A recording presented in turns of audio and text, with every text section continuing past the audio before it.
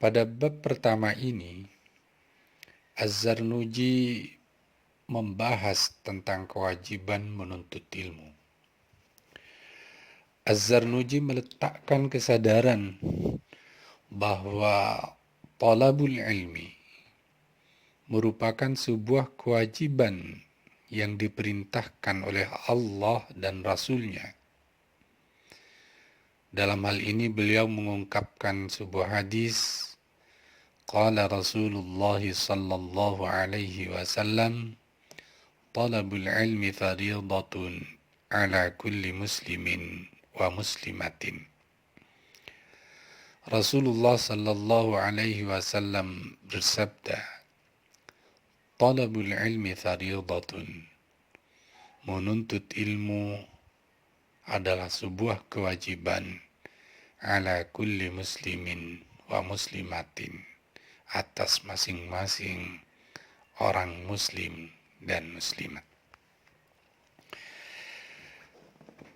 Kesadaran ini penting untuk ditanamkan dalam diri santri, agar setiap langkah perjalanannya dalam menuntut ilmu bersamaan dengan ridha Allah Subhanahu wa Ta'ala. Sehingga saat santri melangkahkan kaki menuju majelis ilmu, muncul dalam hatinya, saya sedang melaksanakan perintah Allah dan Rasul-Nya. Saya sedang melaksanakan perintah Allah dan Rasul-Nya.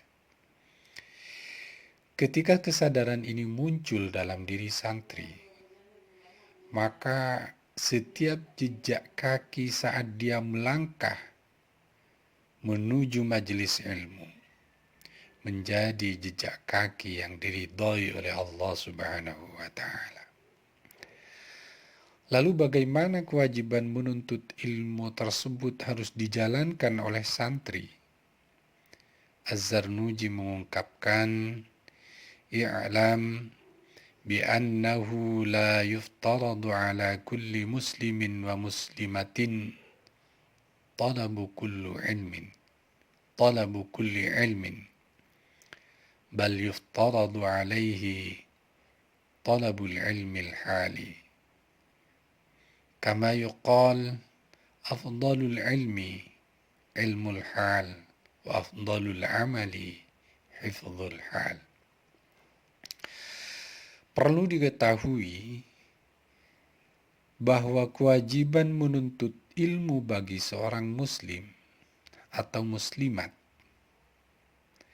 bukanlah untuk sembarang ilmu.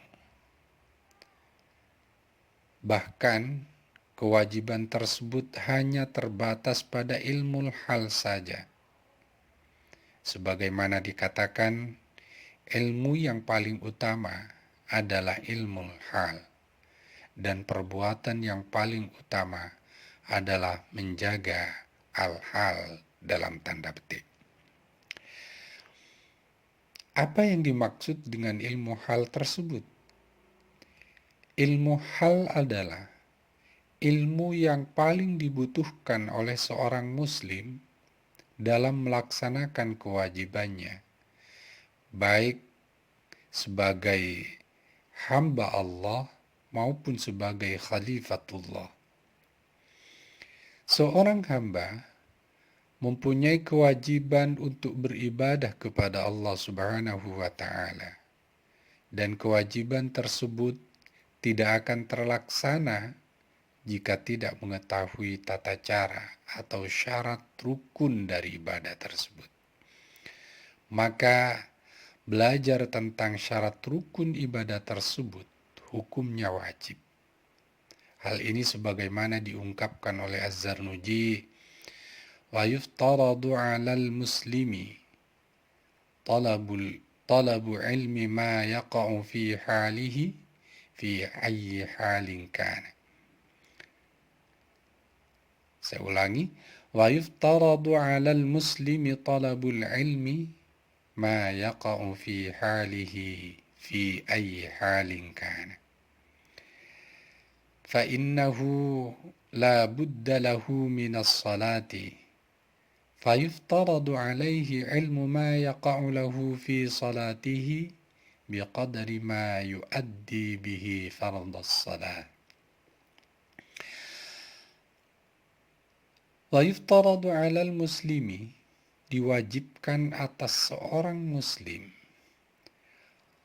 talabul ilmi ma yaqa'u fi halihi, menuntut ilmu yang berkaitan dengan apa yang dibutuhkannya saat itu. Fi ayyi halin kana, setiap saat. Di sini dalam ibarat ini beliau memberikan contoh tentang salat. Fa innahu la budda lahu minas salati.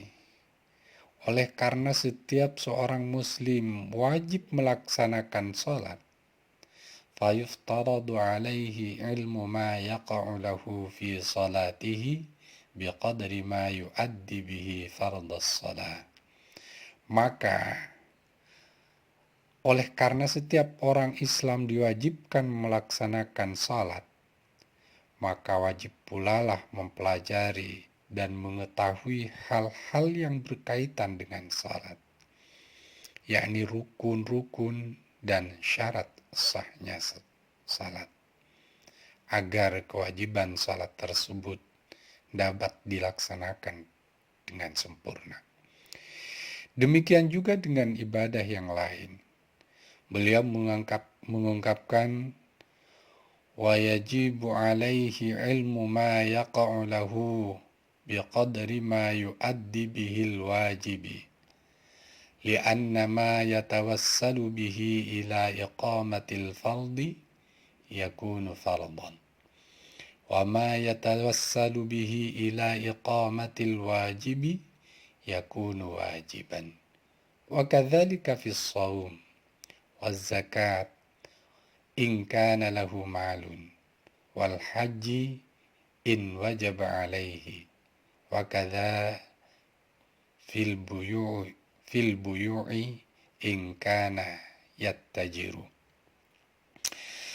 Wajib bagi seorang muslim untuk mempelajari ilmu yang berkaitan dengan kesempurnaan pelaksanaan kewajiban, sebab sesuatu yang menjadi perantara terlaksananya sebuah kewajiban, maka sesuatu itu hukumnya wajib.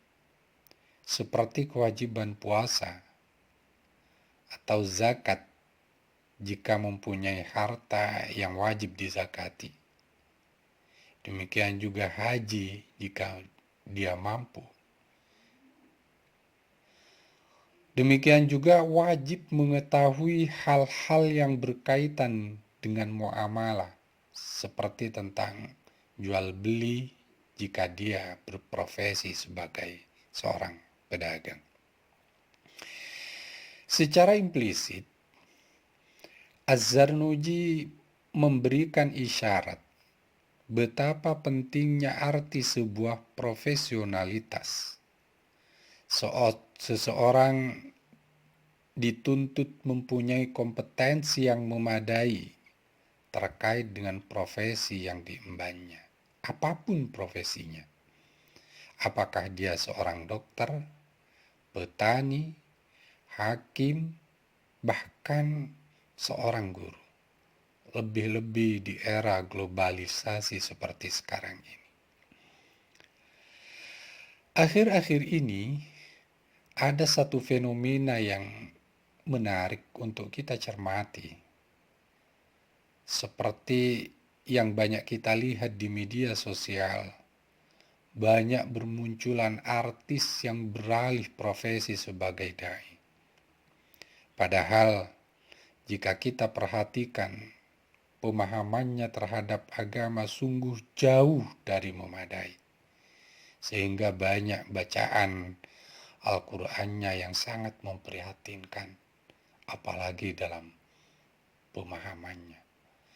Tentu ini menjadi tugas kita bersama yang perlu kita carikan solusi. Sebab kalau tidak, Kalau hal ini tetap berlangsung secara terus-menerus, maka masyarakat kita, anak-anak kita dijejali oleh pemahaman-pemahaman yang salah terhadap agamanya. Sehingga saya menduga munculnya dan merebaknya radikalisme, munculnya fundamentalisme di generasi kita, ini akibat tidak terkontrolnya bacaan mereka, tidak terkontrolnya tontonan mereka. Mereka lebih kagum dengan artis tertentu. Kemudian dia menganggap bahwa apa yang disampaikan artis itu sebagai sebuah kebenaran. Tentu sekali lagi ini menjadi tugas berat kita bersama bagaimana memberikan pemahaman yang benar terhadap anak didik kita.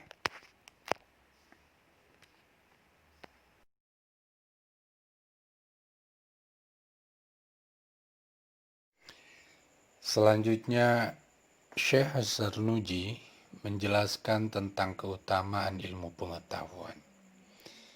Dalam bab ini, Syekh Az-Zarnuji memberikan gambaran yang jelas tentang paradigma pendidikannya.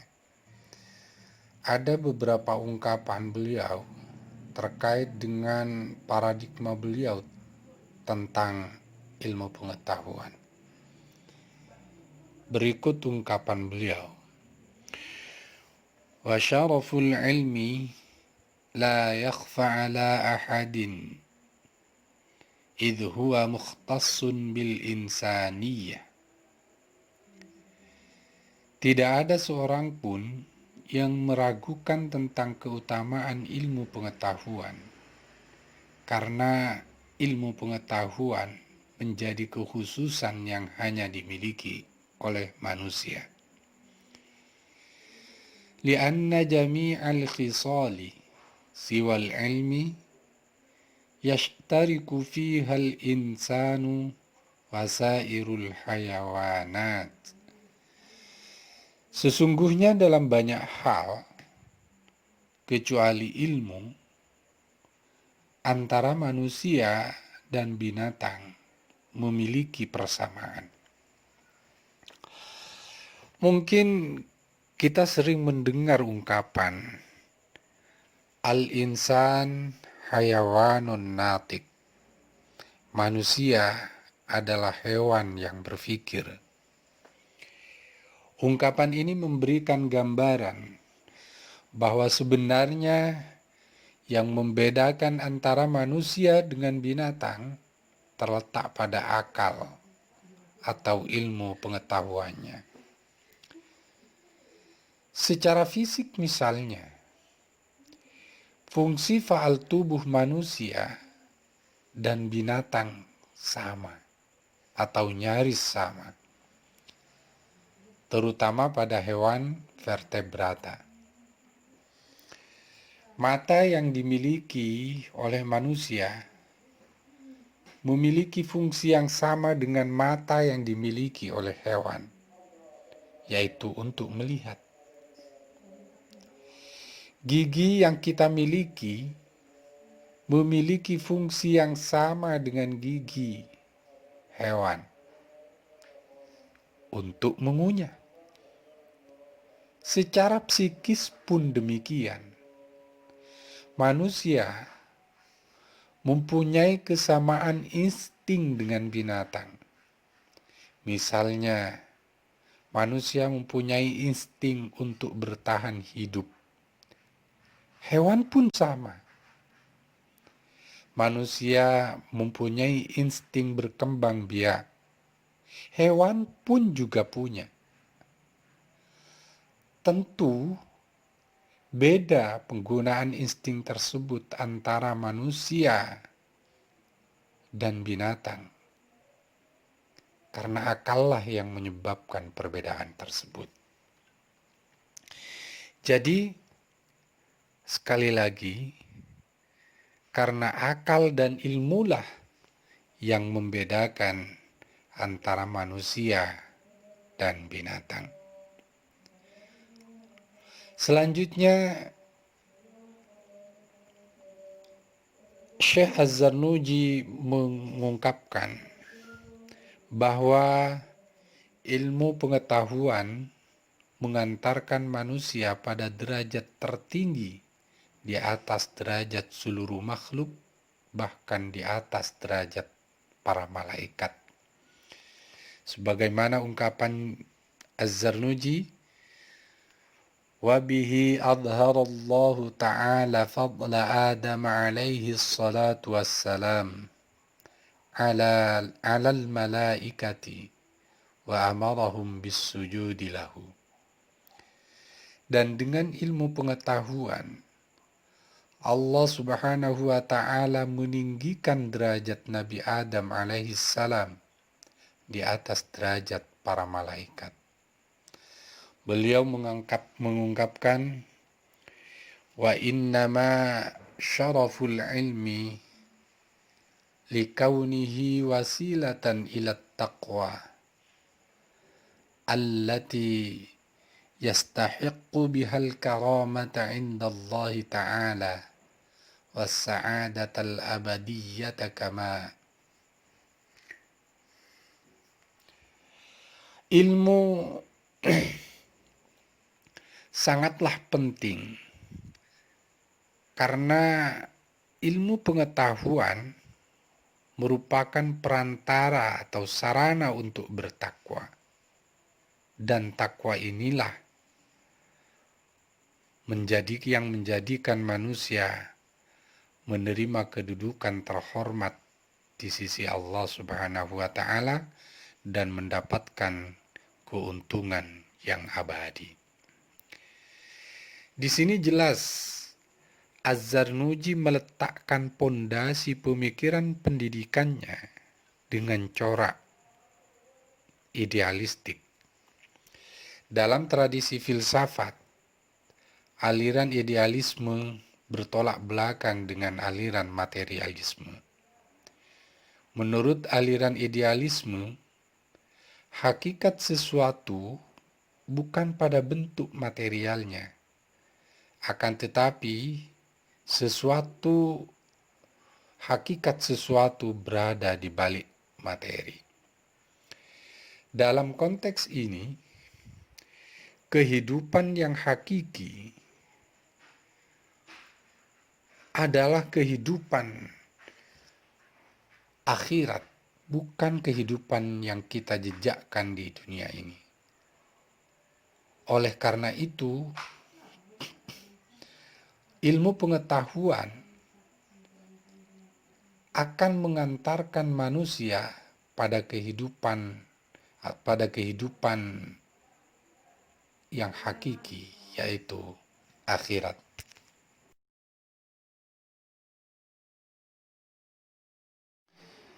Selanjutnya tentang niat belajar. Niat merupakan dasar dari segala perbuatan manusia. Niat inilah yang menuntun seseorang untuk melangkah. Niat ibarat garis, dan pada garis itulah seseorang akan berjalan menuju cita-cita yang akan diraihnya. Atau dengan kata lain, niat merupakan alat kontrol yang sangat menentukan setiap perbuatan manusia, baik dalam perencanaan, proses pelaksanaan, dan hasil yang akan diraih. Boleh jadi, apa yang direncanakan sudah baik, tapi dalam proses pelaksanaannya menyimpang dari niat, maka hasil yang diraih pun tidak akan baik. Oleh karena itu, untuk mendapatkan hasil yang baik, maka niatkanlah dengan niat yang baik, lalu laksanakanlah dengan cara yang baik, dan hasilnya pun akan baik pula. Mengingat pentingnya niat, Az-Zarnuji menyarankan kepada para santri agar menata niat dalam proses belajar. Lalu bagaimana seharusnya berniat dalam menuntut ilmu?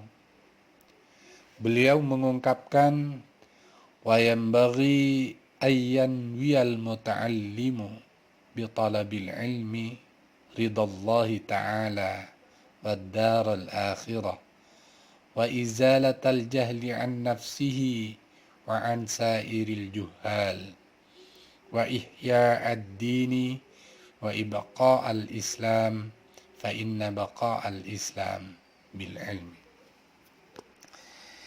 Jadi niat belajar yang seharusnya muncul dalam diri santri pertama adalah untuk mendapatkan ridha Allah Subhanahu wa taala.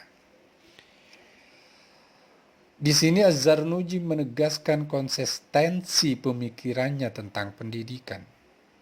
Sebelumnya, beliau menjelaskan bahwa kedudukan ilmu pengetahuan dimaksudkan untuk menyempurnakan eksistensi manusia, baik sebagai hamba Allah maupun sebagai khalifatullah. Puncak harapan dari seorang hamba adalah mendapatkan ridha Allah Subhanahu wa taala. Keridhaan inilah yang menjadi standar seluruh amal yang dilakukan oleh seorang hamba. Dan pada keridhaan inilah seharusnya seluruh amal dikembalikan. Maka saat melakukan amal, pertanyaan yang harus muncul dari seorang hamba adalah, apakah Allah ridha atas amal yang akan dilakukannya, atau sebaliknya? Jadi, niat yang harus muncul di hati seorang hamba saat melakukan apapun adalah mengharapkan ridha Allah Subhanahu wa taala, lebih-lebih dalam menuntut ilmu. Kemudian yang kedua, niat yang harus tumbuh dari seorang santri adalah mengharapkan kebahagiaan di akhirat.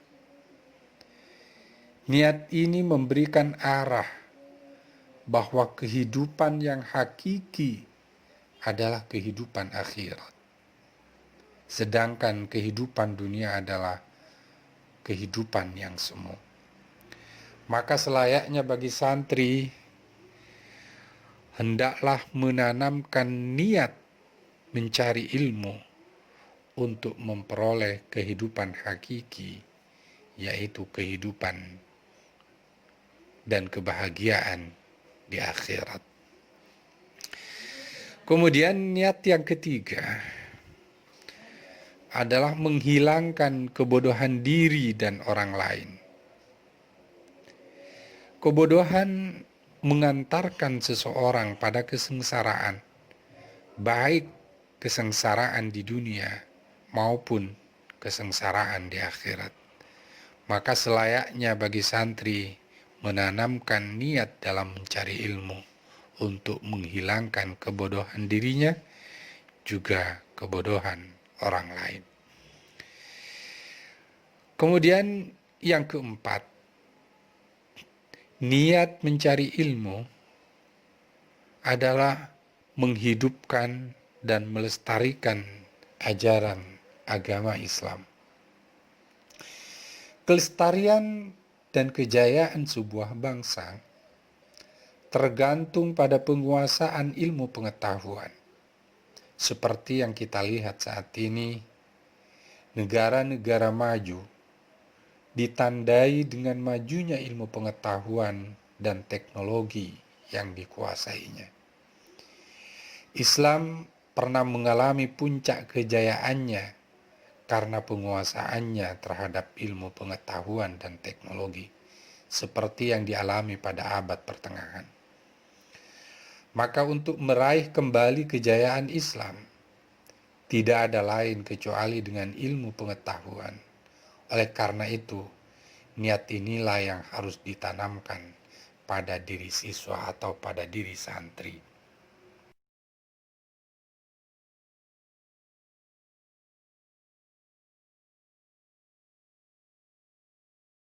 Selanjutnya tentang memilih guru. Pembahasan ini juga nanti akan disinggung dalam pembahasan tentang memuliakan guru. Guru mempunyai peran sentral dalam pendidikan. Guru mengajar bukan karena panggilan harta benda, bukan karena panggilan hal-hal yang bersifat material, akan tetapi guru mengajar karena panggilan agama, yaitu sebagai upaya untuk mendekatkan diri kepada Allah Subhanahu wa Ta'ala, mengharapkan keridhaannya, menghidupkan agama Allah, mengembangkan seruan-seruan Allah, dan melanjutkan peran Rasulullah Sallallahu Alaihi Wasallam dalam membina umat. Menurut Imam Al-Ghazali, bahwa wujud yang termulia di muka bumi ini adalah manusia. Bagian inti dari manusia yang termulia adalah hatinya. Sedangkan tugas guru adalah menyempurnakan, menghias, mensucikan, dan menggiringnya mendekatkan kepada Allah Subhanahu wa Ta'ala. Dengan demikian, mengajar adalah bentuk lain pengabdian manusia kepada Allah Subhanahu wa Ta'ala dan menjunjung tinggi perintahnya. Allah telah menghiasi hati seorang alim dengan ilmu yang merupakan sifatnya yang paling khusus. Pandangan Imam Al-Ghazali ini tentu searah dengan pandangan Az-Zarnuji. Oleh karena itu, seorang santri tidak boleh sembarangan memilih guru. Setidaknya ada beberapa kriteria yang harus dimiliki oleh guru dan patut dipertimbangkan oleh santri ketika dia akan berguru. Syekh Zarnuji mengungkapkan, wa amma ikhtiyarul muallimi fayambaghi an yakhtaral a'lama wal awra'a wal asan. Maka seyogianya untuk memilih seorang guru, hendaklah mencari atau memilih yang paling alim, yang paling warak, dan paling sepuh. Jadi dalam ungkapan Az-Zarnuji ini ada 3 kriteria yang harus dimiliki oleh seorang guru. Pertama adalah alim. Guru sebagai pewaris Rasulullah Sallallahu Alaihi Wasallam haruslah seorang yang alim. Meski tidak semua orang alim dapat menjadi khalifahnya. Guru yang alim dalam konteks pendidikan saat ini dapat diartikan sebagai persyaratan intelektual dan termasuk dalam kompetensi profesional, yaitu kemampuan menguasai materi pembelajaran secara luas dan mendalam. Kemudian kriteria yang kedua, guru haruslah orang yang warak.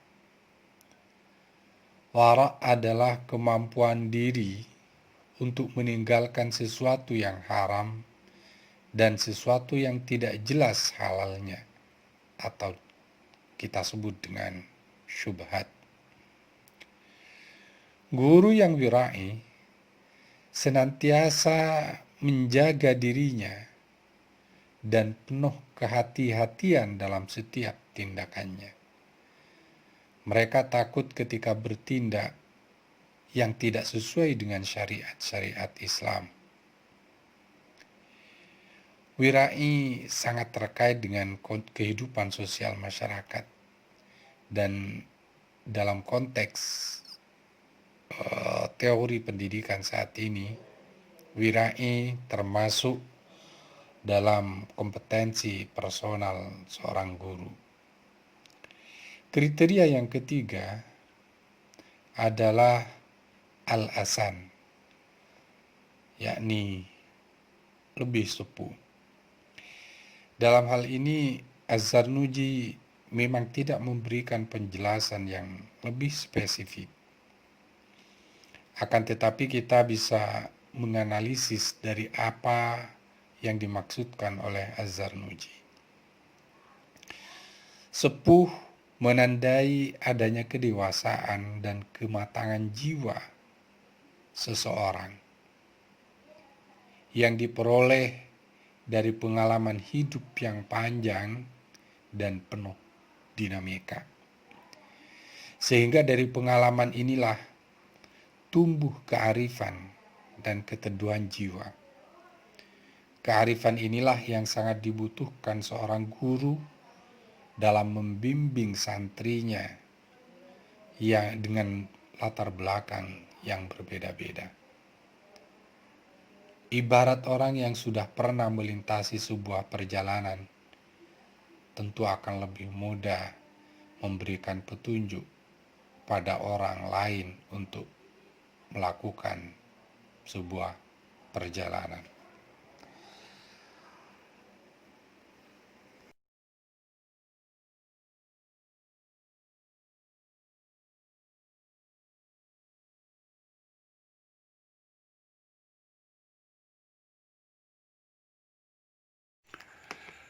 Pada sesi ini, kita akan membahas tentang ta'zimul ilmi wa ahlihi, penghormatan terhadap ilmu dan ahli ilmu. I'lam bi anna talibal ilmi la yanalul ilma wa la yantafi'u bihi illa bi ta'zimil ilmi wa ahlihi wa ta'zimil ustadi wa tawqirihi. Ketahuilah olehmu, sesungguhnya seorang santri la yanalul ilma, tidak akan memperoleh ilmu, wala yantafi'u bihi, dan tidak akan memperoleh kemanfaatan dari ilmu tersebut, illa bita'zimil ilmi wa ahlihi, kecuali dengan mengagungkan ilmu dan ahli ilmu, wa ta'zimil ustadi wa tawqirihi, dan menghormati guru.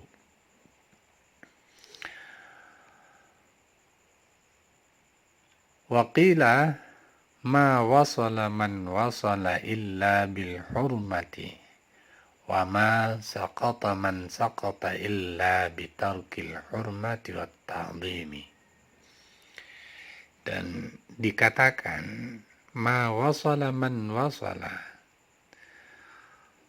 tidak akan memperoleh seseorang terhadap apa yang ingin diraihnya illa bil hurmati, kecuali dengan pengagungan. Wa ma saqata man saqata illa bitarkil hurmati wat ta'zimi, dan orang akan terputus harapannya, cita-citanya, illa bitarkil hurmati wat ta'zimi, kecuali dengan meninggalkan pengagungan terhadap sesuatu.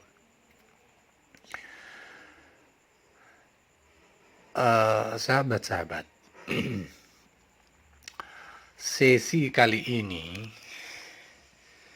merupakan inti dari semua pemikiran Az-Zarnuji.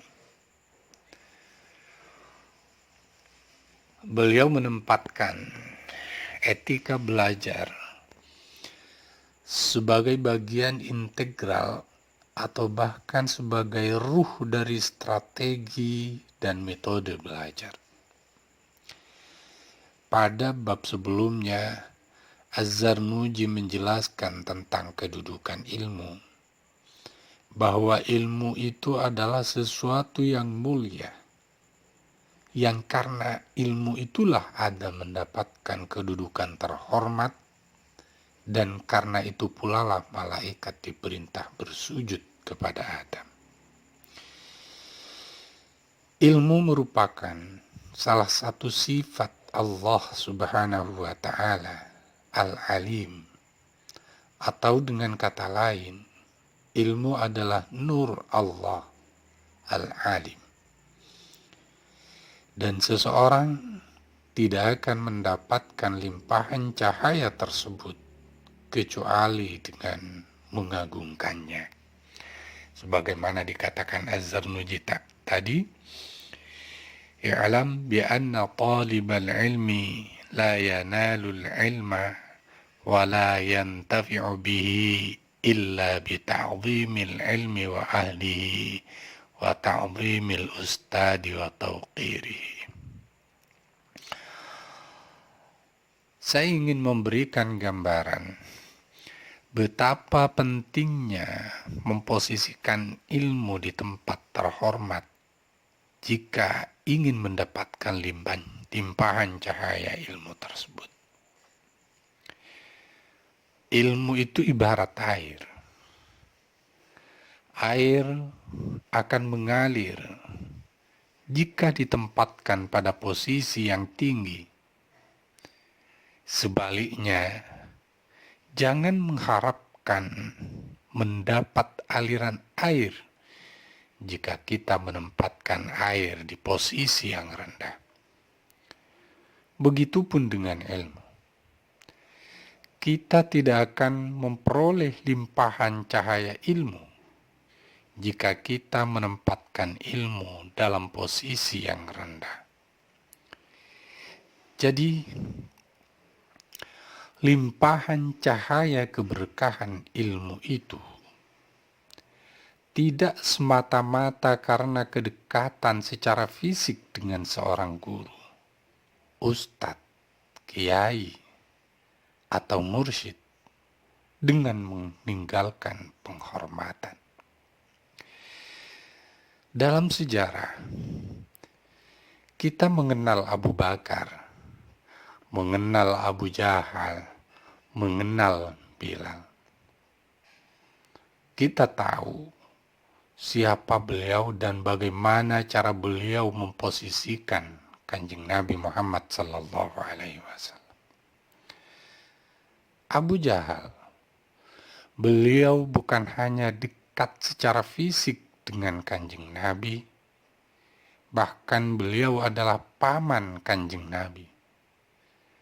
Tapi karena Abu Jahal memposisikan Nabi sebagai musuh, maka Abu Jahal sedikit pun tidak mendapatkan cahaya ilmu dari Kanjeng Nabi.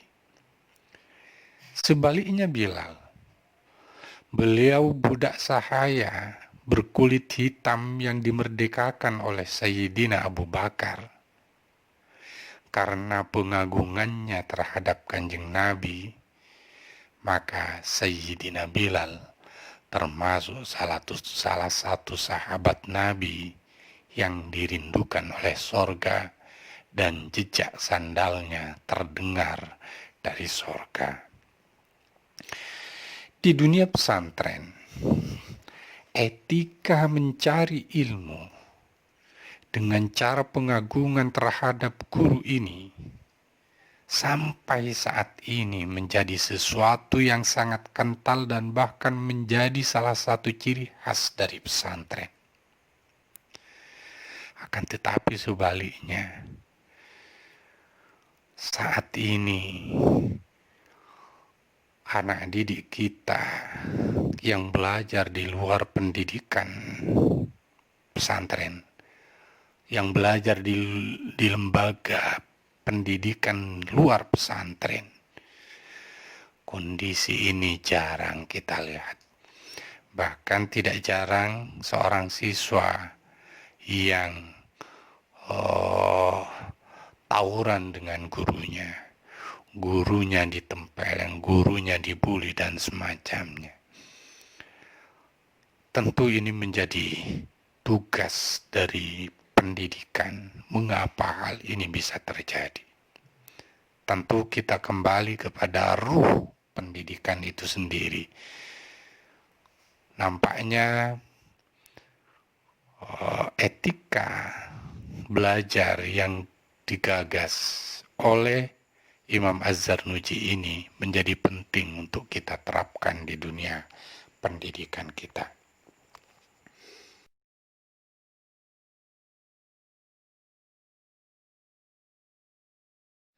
Lalu bagaimana cara memuliakan dan mengagungkan ilmu